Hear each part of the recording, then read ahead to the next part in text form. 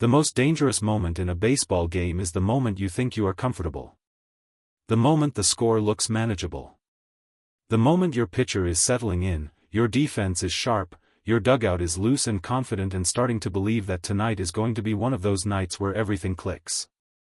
The moment you allow yourself, just for a second, just briefly, to exhale. That is the moment Shohei Ohtani is specifically, precisely, almost surgically designed to destroy. And on this particular night, against the Houston Astros, in just the second inning of a game that Houston had every reason to believe was still completely within their control, he destroyed it completely. A go-ahead run. From nowhere. Before the Astros even fully realized the threat had materialized. By the time Houston processed what had just happened, the damage was already done. The momentum had already shifted. And the Dodgers, feeding off the energy that Ohtani generates in a dugout when he does something that nobody in the stadium saw coming, were already operating on a different frequency than the team they were playing against. That is what this game was really about. Not the final score. Not the box stats. But the single most important question in baseball: who controls the emotional tempo of the game? And how quickly can one player rip that control away from you when you least expect it? To fully appreciate the brutality of what Ohtani did in the second inning, you have to understand the position the Astros believed they were in when it happened. Houston had come into this game with legitimate reasons for optimism. Their starting pitcher had been sharp through the first inning, clean, efficient, getting outs without overextending himself. The early pitch count was exactly where the Astros wanted it. The Dodgers lineup, dangerous as it is, had not yet shown the kind of sustained traffic on the bases that signals a team is locked into a groove offensively. From the Houston dugout, the game looked like exactly the kind of start they had prepared for. Controlled. Manageable. The kind of early inning rhythm that gives a pitching staff confidence and allows a lineup to begin relaxing into their at-bats without the weight of early deficit bearing down on them. In baseball, that feeling of early stability is worth something real. Teams that get off to calm, controlled starts tend to stay in that operational mode longer. The dugout stays loose. The pitcher trusts his stuff. The defense stays focused rather than urgent. Houston had that feeling walking into the second inning. They would not have it walking out. Here is what makes Ohtani's go-ahead run in the second inning so significant beyond the simple fact that it put the Dodgers ahead. It came from nothing. There was no obvious setup. No prolonged sequence of base runners building pressure inning by inning. No visible warning signs that the Astros pitching staff was about to crack. No moment where a Houston observer watching closely would have pointed at the screen and said, "Here it comes, brace yourself." It materialized the way the most damaging baseball moments always do, suddenly, completely, and without the courtesy of advance notice. Ohtani's ability to create runs in this way, to manufacture damage from situations that do not announce themselves as dangerous, is one of the most underappreciated dimensions of what makes him so uniquely difficult to game plan against. Most elite offensive players telegraph their danger. You know when they are locked in. You know when the at-bat is trending toward a result that is going to hurt you. The count gets deep. The foul balls start showing barrel. The body language changes in ways that experienced pitchers and catchers learn to read over years of competition. Ohtani does not always give you those signals. Sometimes, and this second inning was a perfect example, the danger arrives before the warning does. The sequence of events that produced the go-ahead run was a demonstration of baseball IQ operating at a level that most players spend entire careers trying to reach and never quite get there. The read on the pitcher. The decision on the bases. The timing of the aggression. Every element executed with a precision that made the whole thing look inevitable in hindsight, even though nobody in that stadium saw it coming in real time. That gap between hindsight and foresight is where Ohtani lives. And it is a very uncomfortable place for opposing teams to find themselves. The go-ahead run changed something in the Houston pitcher that statistics will never fully capture. Before that moment, he was operating with the confidence of a pitcher who believes the game is going according to plan.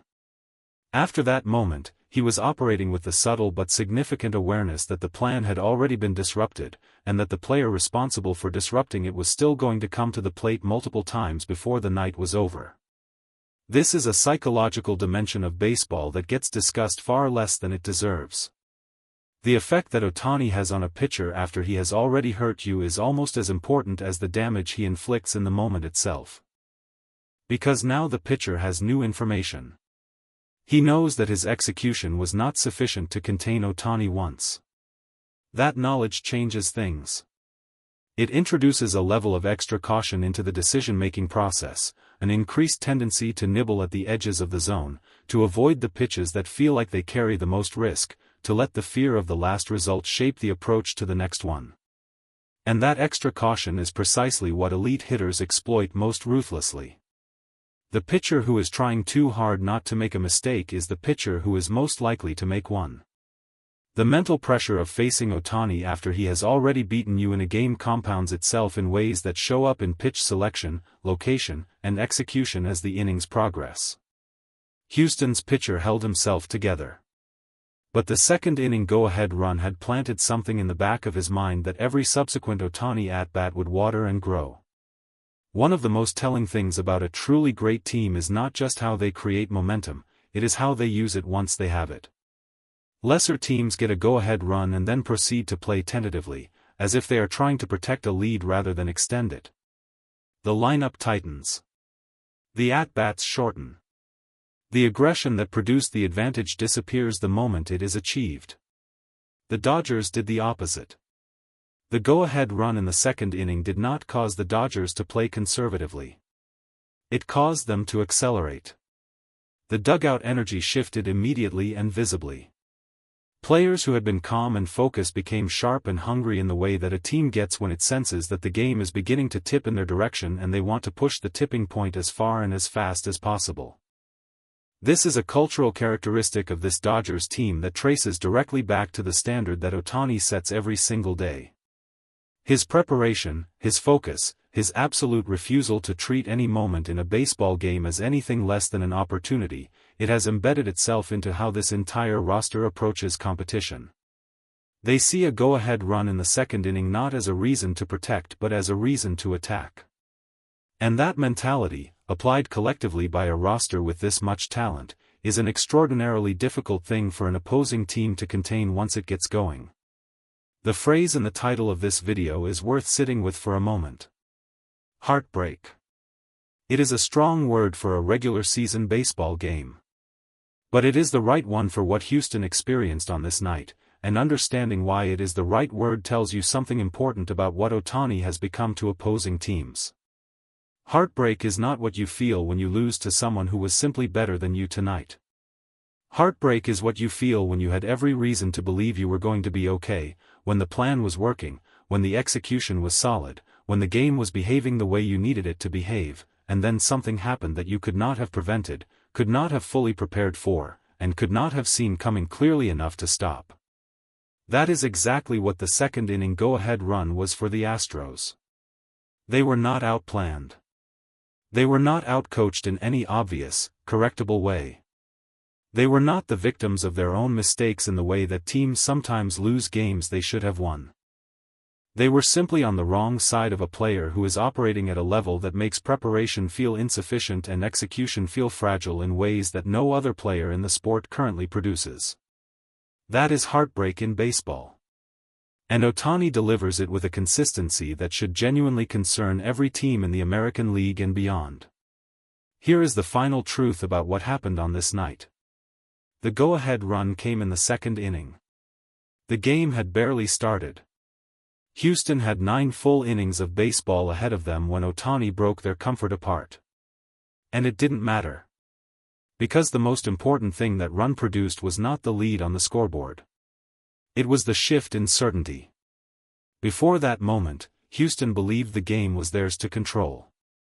After that moment, they were playing catch-up, not just on the scoreboard, but in their own minds. Ohtani from nowhere. In the second inning. Before the Astros even had time to get comfortable. That is not luck. That is not circumstance. That is the most dangerous player in baseball doing exactly what the most dangerous players in baseball have always done.